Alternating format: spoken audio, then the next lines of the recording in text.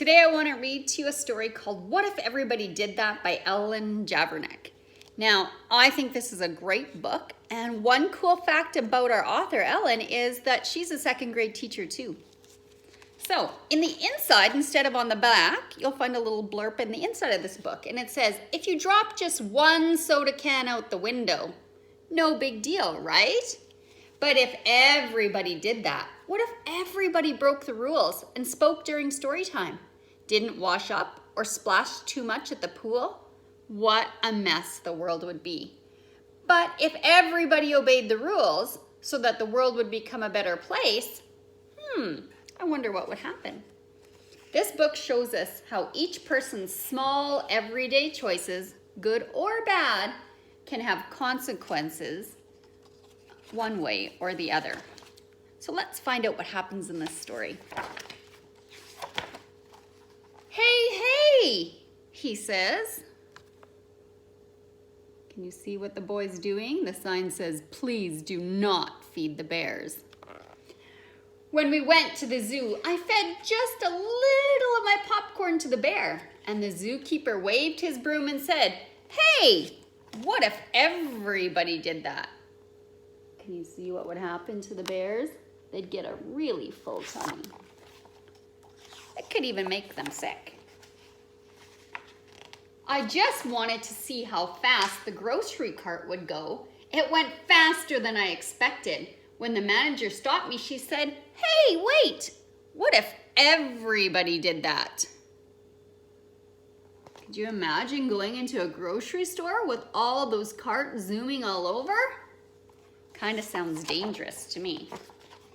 On the way to visit Grandma and Grandpa in Kansas, I dropped just one soda can out the window, and the patrolman who pulled us over said, hey, wait, what if everybody did that? I think our world would look a little bit different if everybody did that. And I don't think it would be very safe and friendly for the animals in the areas they live in. At my Uncle William's wedding, I took just a little lick of the frosting from the fancy cake. The lady behind the table glared at me over her glasses and said, what if everybody did that? Oh, I can infer by the look on her face that she is not happy about it. She put a lot of hard work into that. Can you infer how the bride's feeling after she's seen people licking her cake? She looks very sad because she has a tear coming from her eyes. She has her hands over her mouth and kind of a funny expression. I told the babysitter that I took a bath just once a year, and she shooed me into the bathroom. She said, "Oh, what if everybody did that?" Could you imagine what your family picture would look like if you didn't bath very often? During story time, I had something important to say. I just couldn't wait till the end of the story. The librarian put her finger to her lips and said, what if everybody did that? Oh, this kid's saying, I gotta go potty. Why can't we read one of those other books? I've already heard this one. My mom said that recycling is a very good thing, and we must do it in our house. I'm so hungry. I can't touch my toe. I can touch my toes, see? And how much do you weigh? The boy's wondering. And one girl even decided to fall asleep. Would that be a very good way to show the librarian that you were being a good listener to her story? I don't think so. While we sat in the car waiting for Dad, I honked the horn. I just honked a few times, but Mr. Thompson came to his door. He shook his head and said, what if everybody did that? Beep, beep, honk, honk. I think that would get pretty annoying to hear all that noise all the time. And at the swimming pool, I just splashed a little, and the lifeguard blew his whistle and said, can you say it with me? What if everybody did that? Things would probably get a little bit out of hand. And all the water would leave the pool. On the bus, I just stood up to see the fire truck.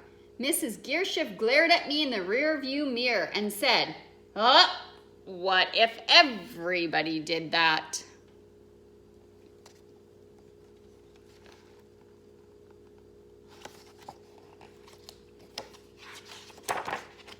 Just once, I didn't hang my coat up on the rack at school. Mrs. Sanders made me pick it up and said, "What if everybody did that?" Oh, I think our classroom would become a huge mess. At recess, I threw just one snowball at Sammy. Mr. Walters saw me. When he sent me to stand by the wall, he said, "What if everybody did that?"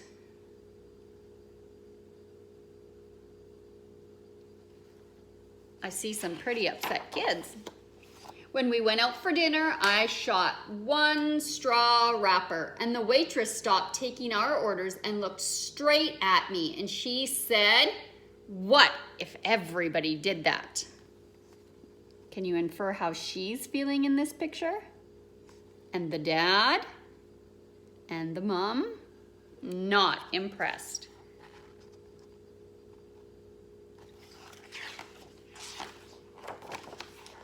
After the football game, I just ran on the field to get the quarterback's autograph.